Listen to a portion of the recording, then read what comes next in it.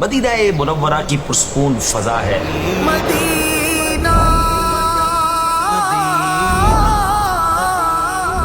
ایک شخص بارگاہ رسالت میں حاضر ہوتا ہے. سفر کی تھکن اس کے چہرے سے ظاہر ہے, بال بکھرے ہوئے ہیں اور وہ دور سے ہی کچھ پوچھتا ہوا آ رہا ہے. صحابہ کرام علیہم رضوان اس کی آواز تو سن رہے ہیں مگر سمجھ نہیں پا رہے کہ وہ کیا کہہ رہا ہے. جب وہ قریب پہنچا تو معلوم ہوا کہ وہ اسلام کے بارے میں جاننا چاہتا ہے کہ اللہ پاک نے اس پر لازمی طور پر کیا کیا فرض کیا. پیارے آقا علیہ السلام نے نہایت شفقت سے فرمایا, اسلام میں دن رات میں 5 نمازیں پڑھنا ہے. اس نے فوراً پوچھا, کیا اس کے علاوہ بھی کوئی نماز مجھ پر فرض ہے؟ آپ علیہ السلام نے فرمایا, نہیں, البتہ اگر خوشی سے نفل پڑھو تو اور بات ہے. پیارے آقا علیہ السلام نے مزید فرمایا, اور رمضان کے روزے رکھنا. اس نے کہا, تو اور کوئی روزہ مجھ پر اس کے علاوہ بھی فرض ہے؟ تو نبی پاک نے فرمایا, نہیں, مگر تو نفل روزے رکھے تو اور بات ہے. راوی فرماتے مزید نبی پاک علیہ السلام نے اسے زکات کے بارے میں بتایا. وہ کہنے لگا, بس یا کوئی اور صدقہ تو مجھ پر اس کے علاوہ فرض نہیں؟ آپ نے فرمایا, نہیں, مگر یہ کہ تو نفل صدقہ دے تو اور بات ہے. راوی کہتے پھر وہ شخص پیٹھ موڑ کر چل دیا اور اس کی زبان پر یہ جملے تھے کہ قسم اللہ کی, نہ میں اس سے بڑھاؤں گا نہ گھٹاؤں گا. نبی پاک علیہ السلام نے اس کی بات سن کر ارشاد فرمایا, اگر یہ سچا ہے تو یہ فلاح ہے. سبحان اللہ.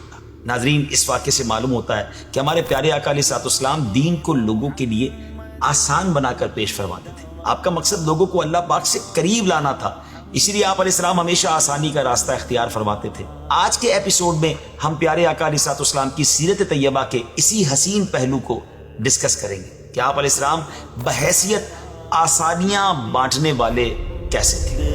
دل کا اجالا نام محمد. السلام علیکم ورحمۃ اللہ وبرکاتہ. ناظرین, اللہ پاک نے ہمارے آقا علیہ السلام کو سہولت و آسانی کا امام بنا کر بھیجا, جنہوں نے دین پر عمل کر کے اللہ کی رضا کے مطابق زندگی گزارنا ہمارے لیے آسان فرما دیا. ہمارے پیارے آقا علیہ السلام نے خود اپنی رسالت کا تعارف کرواتے ہوئے فرمایا, بلا شبہ اللہ پاک نے مجھے مشکلات میں ڈالنے والا اور سختی کرنے والا بنا کر نہیں بھیجا, بلکہ معلم اور آسانی کرنے والا بنا کر بھیجا ہے. پیارے آقا علیہ السلام نے ہمیشہ انسانوں کے لیے آسانی, نرمی اور رحمت کو اختیار فرمایا. جب اللہ پاک نے اپنے بندوں پر حج فرض فرمایا اور ہمارے پیارے آقا علیہ السلام نے خطبے میں حج کی فرضیت کا اعلان کرتے ہوئے فرمایا, اے لوگوں, اللہ پاک نے تم پر حج کو فرض فرما دیا ہے, لہذا حج کیا کرو. تو ایک صحابی رسول نے عرض کی, یا رسول اللہ علیہ السلام, کیا ہم پر ہر سال حج کرنا فرض ہے؟ یہ سوال انہوں نے 3 مرتبہ دہرایا, مگر ہر مرتبہ پیارے آقا علیہ السلام نے خاموشی ہی اختیار فرمائی. پھر ارشاد فرمایا, اگر میں نے ہاں کہہ دیا ہوتا تو ہر سال حج کرنا فرض ہو جاتا. ایک مرتبہ ایک شخص پیارے آقا علیہ السلام کی خدمت میں حاضر ہوا اور عرض کی کہ یا رسول اللہ, میں نے رمضان المبارک میں اپنی بیوی سے جسمانی تعلق قائم کر لیا ہے. آپ نے اس سے پوچھا, کیا تمہارے پاس اتنی طاقت ہے کہ ایک غلام آزاد کر سکو؟ اس نے کہا کہ نہیں یا رسول اللہ, میرے پاس تو ایسی طاقت نہیں ہے. پھر نبی پاک نے فرمایا کہ کیا تم پے در پے 2 مہینے کے روزے رکھ سکتے ہو, کنٹینیو 2 مہینے کے روزے؟ اس نے کہا نہیں یا رسول اللہ علیہ السلام, یہ بھی میں نہیں کر سکتا. نبی پاک نے پھر دریافت فرمایا کہ کیا تمہارے اندر اتنی طاقت ہے کہ 60 مسکینوں کو کھانا کھلا سکو؟ اس پر بھی اس نے جواب نفی میں دیا کہ نہیں حضور, میں نہیں کر پاؤں گا. راوی بیان کرتے ہیں کہ پھر نبی کریم علیہ السلام کی خدمت میں ایک تھیلا لایا گیا جس میں کھجوریں تھیں. پیارے آقا علیہ السلام نے فرمایا, اسے لے جا اور اپنی طرف سے محتاجوں کو کھلا دے.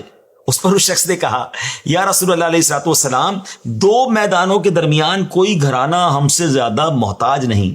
رحمت اللہ علیہ السلام مسکرائے اور فرمایا کہ پھر جا اپنے گھر والوں کو ہی کھلا دے. سبحان اللہ, ایسے ہیں میرے آقا.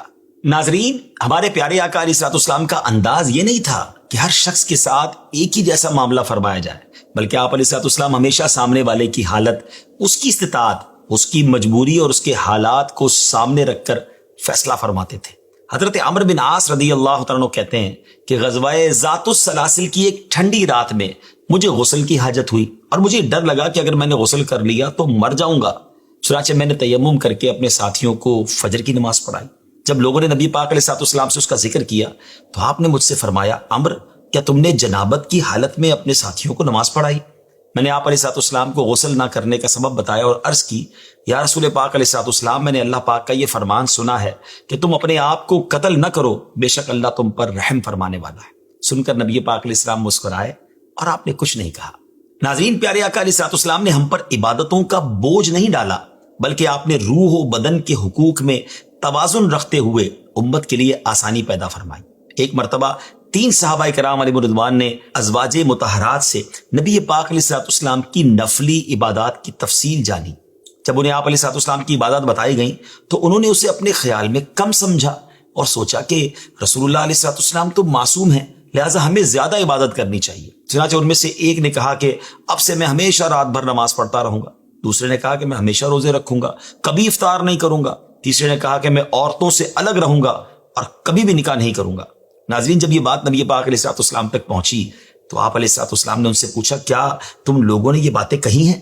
پھر فرمایا، اللہ کی قسم میں تم سب سے زیادہ اللہ سے ڈرنے والا اور سب سے زیادہ پرہیزگار ہوں، لیکن میں روزہ بھی رکھتا ہوں اور افطار بھی کرتا ہوں، رات کو نماز بھی پڑھتا ہوں اور سوتا بھی ہوں، اور میں نے نکاح بھی کیا ہے، بس جس نے میری سنت سے اعراض کیا وہ مجھ سے نہیں۔ ایک حدیث مبارک میں آپ نے فرمایا، بلا شبہ تمہارے جسم کا بھی تم پر حق ہے، تمہاری آنکھوں کا بھی تم پر حق ہے، تم سے ملاقات کے لیے آنے والوں کا بھی تم پر حق ہے، تمہاری بیوی کا بھی تم پر حق ہے۔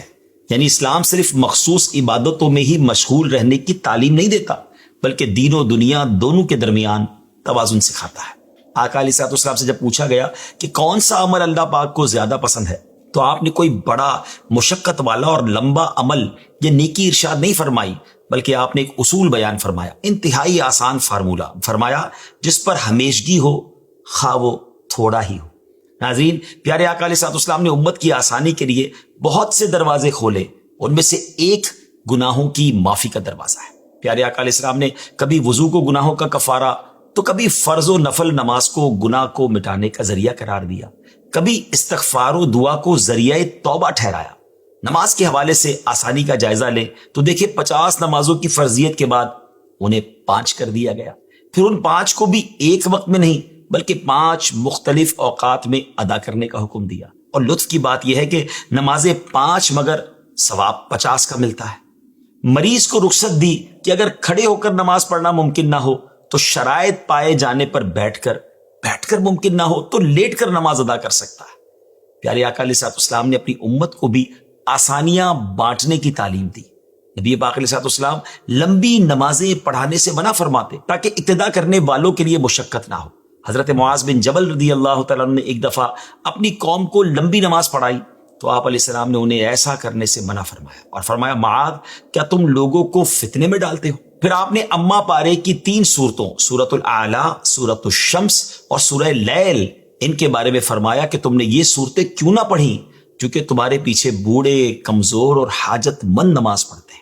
نبی پاک علیہ الصلوۃ والسلام کا خود بھی طرز عمل یہی تھا۔ آپ فرماتے ہیں کہ میں نماز دیر تک پڑھنے کے ارادے سے کھڑا ہوتا ہوں لیکن کسی بچے کی رونے کی آواز سن کر نماز کو ہلکی کر دیتا ہوں کیونکہ اس کی ماں کو جو نماز میں شریک ہوگی اس کو تکلیف میں ڈالنا ناپسند کرتا ہوں۔